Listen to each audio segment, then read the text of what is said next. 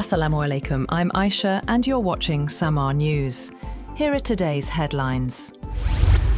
US President Donald Trump has issued a stark warning to Iran, threatening major strikes on key infrastructure if the Strait of Hormuz is not reopened. In a series of posts, Trump also confirmed the rescue of a wounded US F-15 officer from inside Iran, calling the operation a rare and highly dangerous mission. He praised US forces for what he described as an extraordinary display of bravery and announced a press conference with military officials at the White House.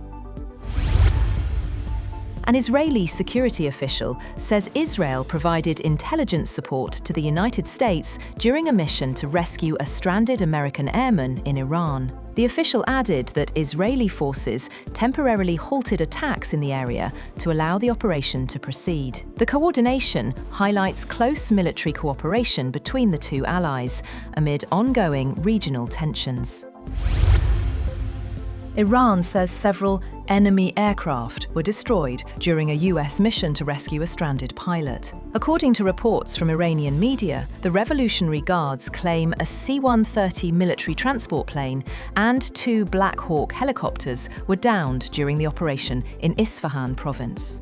Iranian forces also reported shooting down an Israeli drone in the same area as tensions continue to escalate.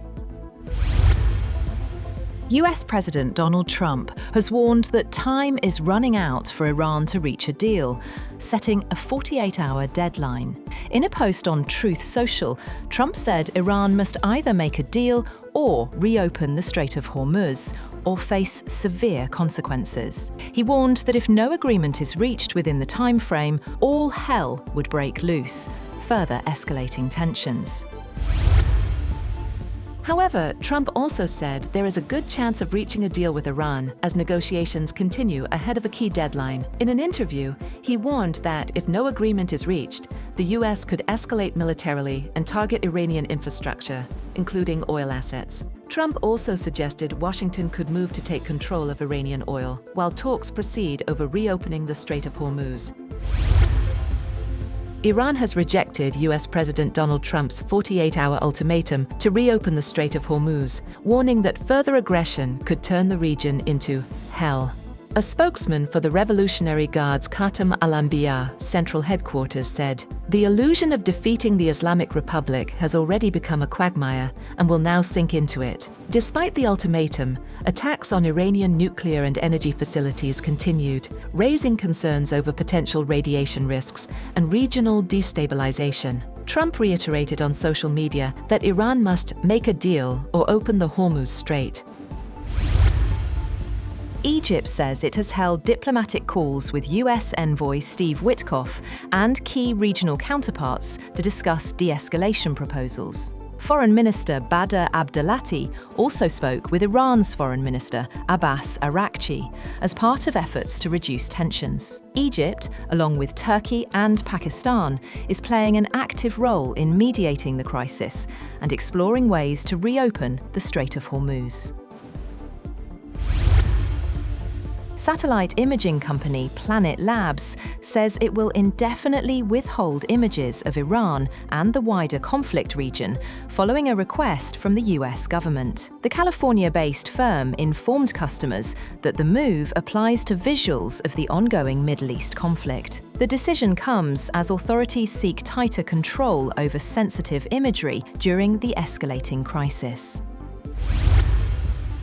Israeli Prime Minister Benjamin Netanyahu says Israel will continue its campaign against what he described as Iran's military infrastructure.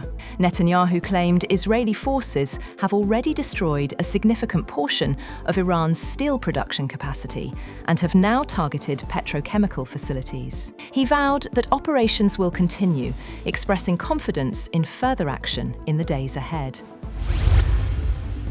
And at least 11 people were killed in 2 separate Israeli airstrikes in Lebanon on Easter Sunday. According to Lebanon's health ministry, an Israeli airstrike on Fahata killed 7 people, including a child. Another strike in Beirut killed 4 and injured dozens as attacks hit multiple areas of the capital. The strikes followed evacuation warnings and came as Lebanon marked Easter, turning it into one of the deadliest days since the conflict began.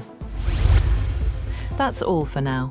For more updates, visit www.samaa.tv.